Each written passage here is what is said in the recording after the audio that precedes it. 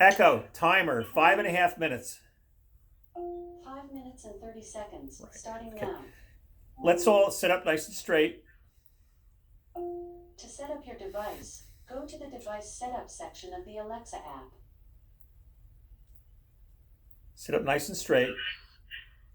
And shoulders over hips, ears over shoulders, neck, the back of the neck back just a little bit so the eyes are facing forward. First thing we're going to do, because after all, being pregnant involves a lot of stress, new ways of doing things, new ways of feeling, anticipation of change, is just relax. I have my palms up in Gyan Mudra, which is thumb to finger, index finger on both sides. I happen to be sitting in Siddhasana, but I think most common starting position is Sukhasana. Again, we're pretending we have big bellies, so I'll call it a baby bump.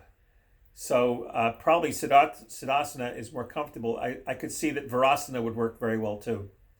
Just a few deep breaths in, trying to match the inhalations and exhalations. Go 3 deep breaths.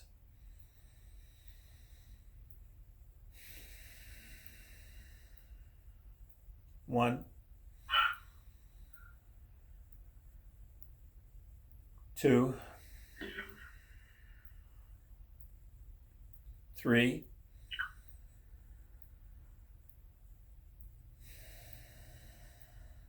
Open your eyes, please.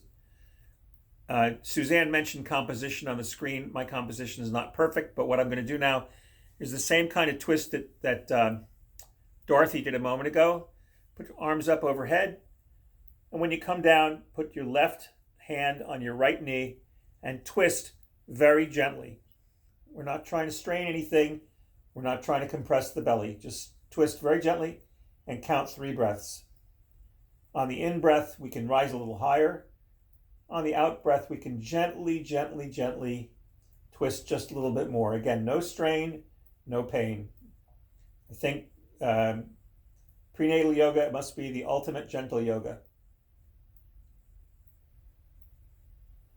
On the inhale, come up, back up overhead. On the exhale, twist to the other side.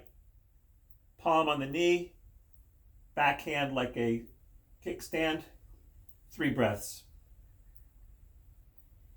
This is a good time to remember that yoga is about what you can do, not what you can't do.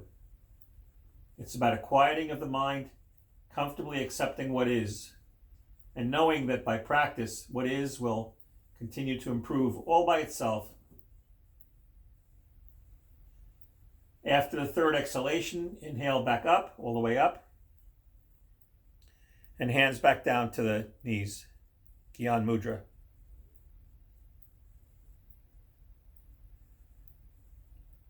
Keep it flowy. Okay, now, I'm trying to pretend that I know what it would feel like, so I'm going to roll over my knees and come to downward dog.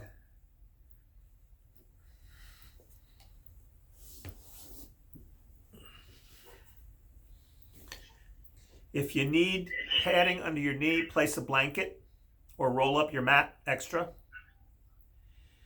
On an inhale, belly drops down. On an exhale, cat rounds the shoulders and the back 3 times. Inhale, belly drops down.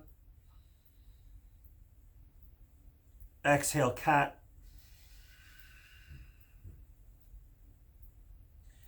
Inhale, belly drops down. Exhale, cat.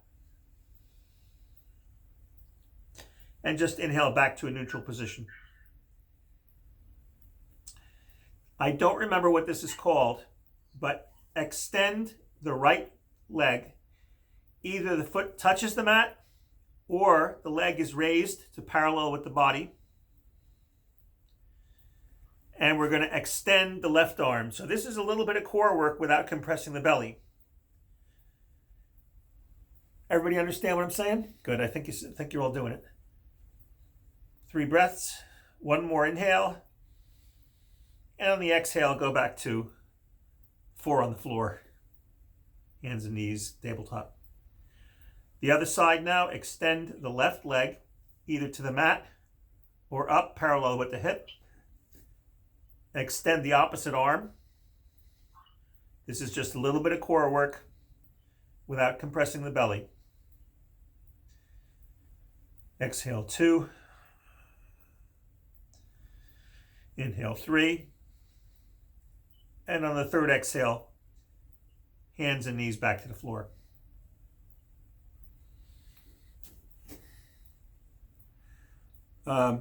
Let's make a very, that was fast. Echo stop. I'll just do a couple more brief poses. I'm not supposed to go over 5 minutes. Step the feet outside of the hands and come to a squat position. Malasana yogi squat. If possible, the heels go on the floor. If not possible, don't worry about it. Another option is to roll up a blanket and let the heels rest on the blanket. It's all about comfort and a lot about hip opening.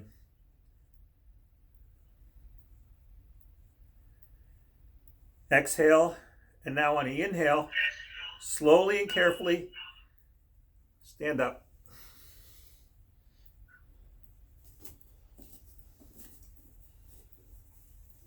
Spread the legs wide, as wide as the mat, or better still, and I can't be able to see this, go to what would be a wide angle standing forward fold.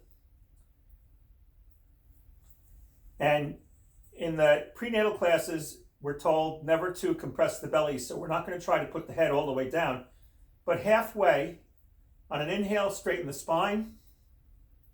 On an exhale, fold at the hips. The hands can touch the floor. We're not trying to put the head to the floor. If the hands don't touch the floor without overly stressing the back or belly, you can put the hands on the shins. Keep the spine straight.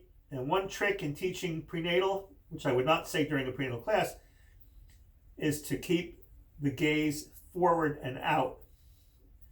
That keeps the spine straight and prevents overly flexing the hips and compressing the belly. On an inhale, rise back up. Exhale, step back to the front of the mat. One last thing. I have a chair. I know you don't because you weren't expecting this.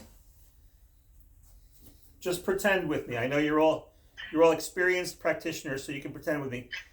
I'm going to do what is basically what looks like a warrior 3, but I'm not trying to balance because after all, the belly is shifted in its center of gravity. So, and my balance is terrible anyway. So all I'm going to do is hold on to the back of the chair and then lift one leg comfortably as far as I can without stressing the belly. 3 deep breaths.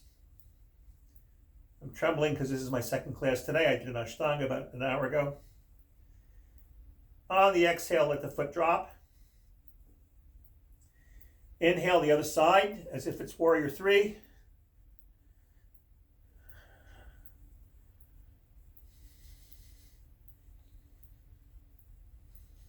Three breaths.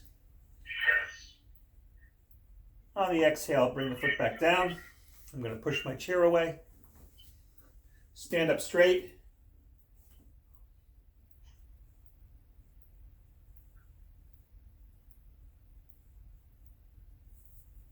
On an exhale, come back down to the knees.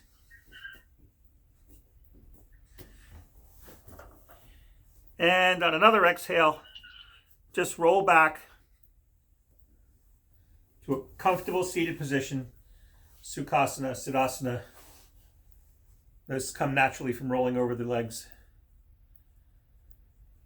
Couple deep breaths. The object is to feel at peace and be grateful for being able to use the body to address the soul. And that is more than enough for a 5-minute prenatal class. And I thank you for cooperating and going along with it. Thank you.